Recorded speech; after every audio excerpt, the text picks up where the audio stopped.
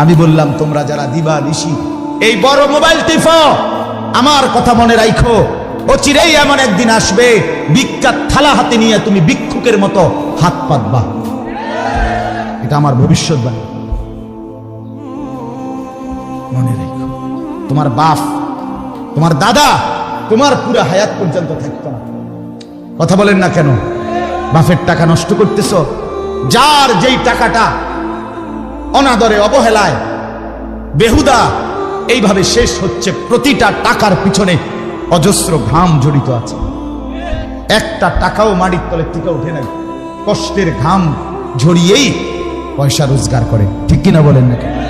তুমি করো আর তোমার বাপই করুক আর তোমার ভাই করুক, দেশে থাইকা করুক আর বিদেশের জমিনে করুক, এক একটা টাকা উপার্জনের পিছনে কষ্ট আছে কিনা বলেন না? তো তুমি সেই কষ্টের টাকা, এই রক্ত পানি করা টাকা, ঘাম ঝরানো টাকা এইভাবে নষ্ট করে দিলা। এই নর্তকী দেখতে দেখতে, ছবি দেখতে দেখতে, উলঙ্গ নাচ দেখতে দেখতে। আহা,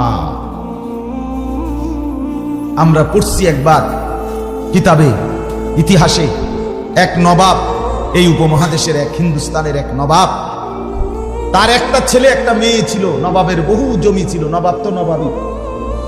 ছেলেটা একদিন তার একজন কর্মচারী মেসের কাঠি, কথাটা মনোযোগ দিয়ে শুনে, মেসের কাঠি ধরাইছে।